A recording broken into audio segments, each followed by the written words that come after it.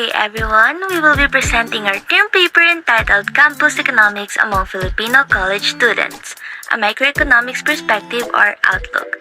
I am Kristen Berlaan together with Kate Lopez, Emil Manalad, and Hildrich Rubinyol. Education is the sacred concept that is essential for a person's social, moral, cultural, technological, political, and religious development. The acquisition of quality education aids in the transmission and renewal of cultural traditions. It is believed that school is a good place to learn. In order to achieve the goals and objectives of a secondary education, the provision of a library, pavilion, observation around the campus, and other essential services that are required to implement the contents of the school curriculum is necessary. In order to safeguard knowledge, safeguard cultural heritage, and provide students and other users with sufficient information, these services must be available. According to R&D in 2010, the school library's primary function is to offer a wide range of teaching and learning resources in an international assessment of students' reading ability. In 2014, according to Bernard and Dolly, one of the factors that positively influence students' reading fulfillment is the accessibility and availability of textbooks, books, and other library resources in an international assessment of students' reading ability. Using a library, information resources is essential in providing high-quality services to all kinds of students. The purpose of this paper is to know the significance of spending time inside the library, in the pavilion, or observing around the campus. Specifically, it aims to answer the following. The first one is, how do Filipino college students perceive the significance of the library, staying in the pavilion, or observing around the campus in relation to their studies? And the second one is, what are the effects of spending time inside the library, in the pavilion, or observing around the campus with their personal taste and preferences? So in the discussion part, we will tackle our subtopics, which is the issues and challenges, more is better, averages are better than extremes, and choice set in relation to our topic. Issues and challenges in campus economics are time management and bullying. In time management, college students have their own choice on what to do in their free time or vacant time. From a campus economics perspective, students will have to choose if they should study in the library, hang out with friends, or stay in the pavilion.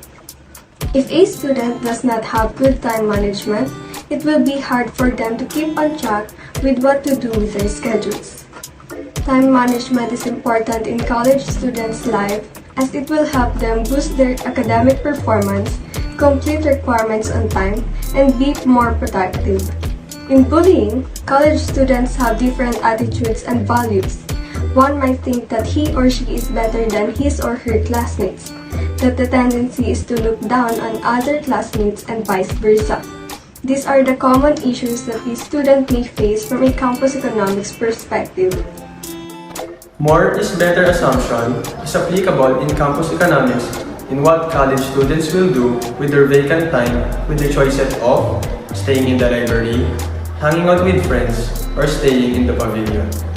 We can apply that more is better in campus economics as if students have more time, they can accomplish better outputs in their schoolworks if a college student choose to stay in the library. They will have better connections with their friends if they choose to hang out with their friends. Also, they can socialize with more people and learn more life lessons if they stay in the pavilion. More is better in terms of time in campus economics will hone students' skills to think critically, emotional and social skills, communication, and time management. Averages are better than extremes in campus economics. Convex preferences are a person's ranking of the different outcomes in economics. According to studies, averages are better than extremes. An example of that is doing a lot of schoolwork at once may affect the students and they might burn out. Students who do their homework are better prepared to manage their time and organize their study schedules, which is a highly useful ability to have when they transition into senior high school, tertiary education, and ultimately the workforce. Choices in campus economics. Choices in campus economics is a set of goods or services that can be alternative. These are the options we can choose from the given budget constraints. Choice set can be categorized as per the top priority of the consumers. The consumers make a decision in which they must choose among their choices. For example, students often contemplating on what they can do on their vacant time, which they should study at the library, walk at the campus, or go to the nearby cafes. To conclude, a number of tutoring and literacy resources that can be used in the tutoring process are today easy to obtain. The abundance of tutoring and literacy materials in the handbook primarily draw our attention to this. However, using numerous ultra-modern tutoring and literacy resources like the library, pavilion, or campus observation is less significant than a teacher's success in using forenamed coffers to motivate students to acquire knowledge, profile different jobs, accept, and borrow positive values and stations.